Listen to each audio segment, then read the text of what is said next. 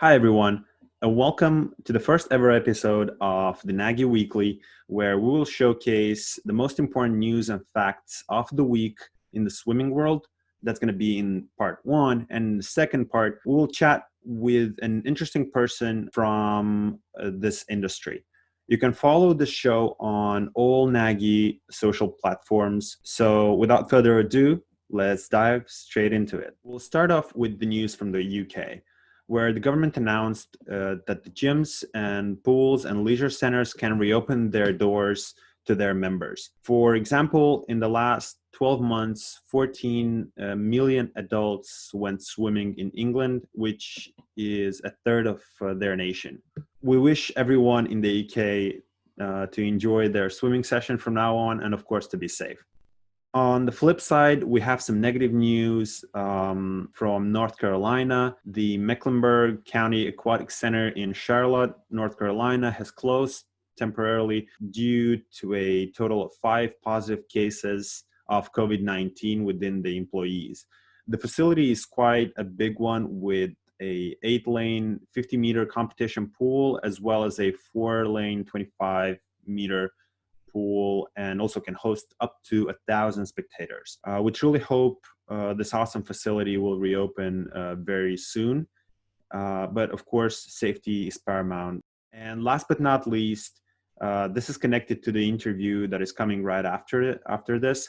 The news came from Lake Superior, where the brave young lady, Marene Kouba, the 23 years old, saved a family of 2 children and their uncle. She is the St. Cloud's State University swimming team captain and a very, very genuine person. She joined me on a call and shared more about what happened and how she dealt with it. Also, we talked about her goals for her senior year at St. Cloud State, and also in general in her swimming career. And hope you enjoyed the conversation. Marina, welcome to Nagi Weekly, and just share your background and tell us about your major and swimming background. Hi everyone. So like you said, my name is Marina. I go to St. Cloud State University in St. Cloud, Minnesota. I am going to be a senior starting this fall. So I am a communication studies major with emphases in leadership, organization, and relational communication. And I'm also a marketing minor. So like you said, also I'm on the St. Cloud State University swim team. I've been swimming since I was 9 years old, competitively swimming, but I've been taking swimming lessons since I was probably 3 years old. So I have a very vast background in the swimming world. My favorite stroke is backstroke. I also do the individual medley as well. But I have been given so many opportunities just through being a swimmer and doing that throughout these many years that I've been able to. Right. Yeah. So. And well, we'll get to your swimming career just a little later. But let's give a bit of context of what happened, and I'll give the mic right to you to share what happened in Lake Superior. I think it was last week, but just tell what happened and how you felt, how you reacted to the situation and so on. Yeah, so last Sunday, my boyfriend and I were up in Marquette, Michigan, because we like to take a vacation every summer. And we had planned to go other places, but our Airbnbs fell through because of COVID. So we last minute ended up in Marquette, and it was a really good trip. There are tons of beaches, tons of areas to hike and swim. It was an amazing experience. So we were hiking Sunday morning, and then we decided to go out to an island called Little Presque Isle, and you can just walk out to it or swim out to it. The water goes up to right below your neck if the waves are really flat and there's no current. My boyfriend Dayton had gone up there over the 4th of July, and the water was still, it was like glass, he said, so they were able to walk out to the island with no problem. When we got there, however, the wind was really bad. The water was super choppy. When you were standing in the water, you could feel the undertow like sweeping your feet. So we were debating if we wanted to walk out to the island or if it was a good idea. Dayton's not a very strong swimmer, but I was thinking if anything happens, we can just turn back right away and go back. So we finally decided that we were going to walk out to the island. There's a nice narrow sandbar that you can walk on. And so we decided to walk out there. And as we were going, we didn't even get halfway out there. And we were like, okay, maybe this isn't a good idea. So we started turning around, and that's when we saw this family of three that had gotten pushed off the sandbar and drifted out into the open water. So off of the sandbar, it's just two drop offs of the water, and it gets very deep, and you can still feel the current pushing you out. I thought that they were laughing when they were out there, but in reality, Dayton realized that they were screaming and they needed help. So I immediately dove in and started swimming out to them. Dayton ran back to shore to call 911. As I was swimming out there, I could feel myself like thinking and getting a little scared because I'm not a very big fan of open water swimming. It's not really in my genes to swim out open water by myself. So I was swimming out there and I'm like, okay, we got to snap out of that. We can't think that way. And as I got out to them, they were about 10 to 20 feet apart from each other. And I just knew that I had to get them all together. So I grabbed each individual one by one and we all linked up.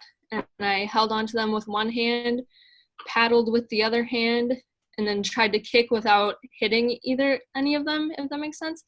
And I just remember they were crying and apologizing, and the uncle was so like sad, and you could tell that he felt so guilty, and it was sad to watch. But at the same time, I just knew that we had to focus on getting back and not being sad and not being scared and just trying to calm down and get down from where their adrenaline was and the shock value of everything. So I know I was just trying to get them on their back and floating so that they could focus on breathing and looking at the sky and try to get their attention off of the horrible thing that was Panic.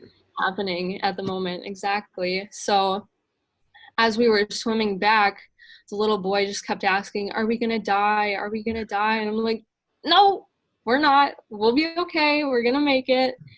And so we were swimming back and I could feel myself getting tired. And it honestly felt like we weren't getting anywhere because the waves were so huge. It would like splash me in the face. And then whenever the waves would go over their face, they would freak out a little bit as well. But I just knew that we had to keep going and keep trucking along. But it was tough because I could see all the people on shore, and I knew that Dayton was online with dispatch, on the phone with dispatch, and trying to get back to them and just get instructions of what to do. And they just kept telling him to stay on land, don't go in the water, don't do anything.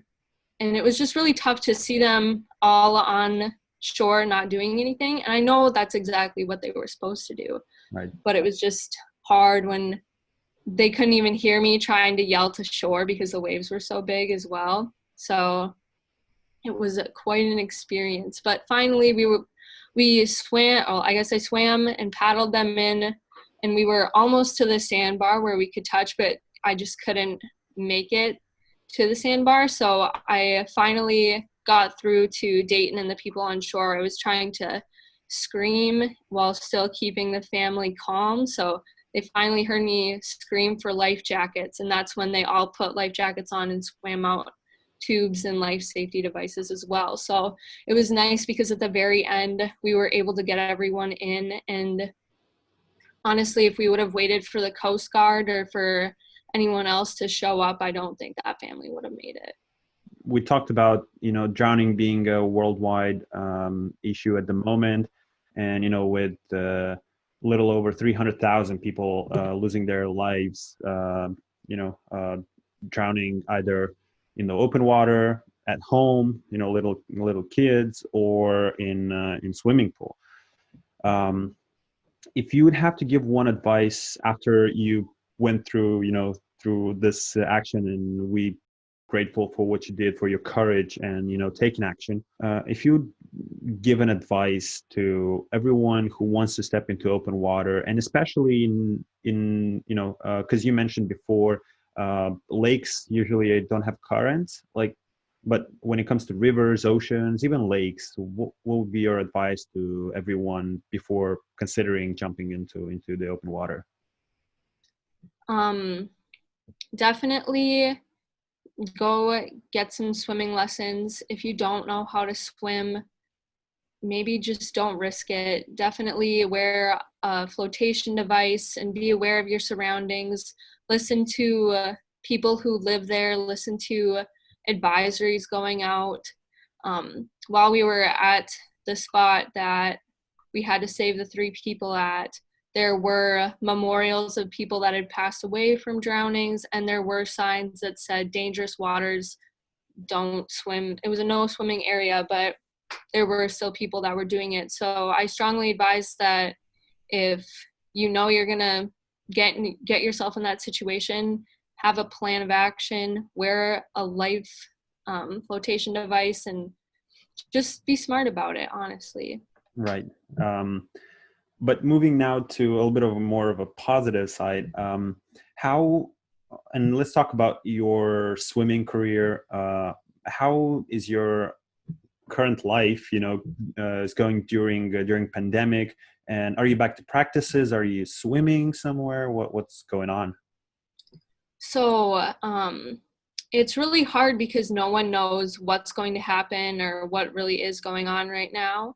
Minnesota just passed a mandatory face mask law, so everyone has to wear a face mask whenever they're in a building.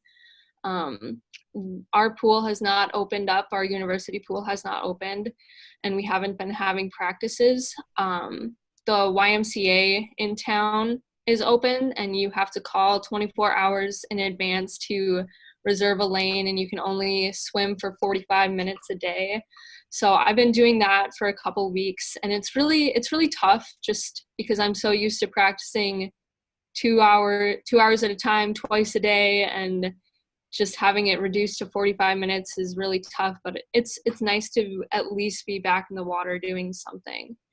With a lot of the uncertainty right now, it's just you never know what's going to happen. So it's really made the team and myself, we really feel like we need to realize how much we have been given and how much we can't take for granted all the opportunities that we have had in the past. Right. And now, what are your goals for the upcoming year? You're moving into your senior year, and definitely you're looking to finish on a high. Um, your your major. What are your goals, both at the moment, both in and outside the pool? Yeah, so because of COVID and not being able to leave the house for a really long time and not being able to work out the way that I usually would and usually would want to, my goals are to just get back to where I was and get PRs this season. That's what I've been trying to do this whole time. That's really what I want. I'm gonna try and focus more on the weight room this season and just getting stronger so that I can be stronger in the water and increase my speed that way as well. Marina, I will let you go. I know you're at your lunch break, and I appreciate taking your time and joining me for this episode of Nagi Weekly. On behalf of the entire Nagi team and all the viewers and listeners, because this will go both live, both audio and video. We just wanted to say we're grateful for your courage and taking action and just being who you are. This is an example of a person who really makes a difference and makes this world a better place. Thank you for that, and we wish you all the best in the future with your swimming career. Thank you so much. Thank you for having me on today. It was nice to meet you. So that was it for episode 1 of the Nagi Weekly, and hope you enjoy it, and stay tuned for the upcoming episodes. Have an awesome weekend.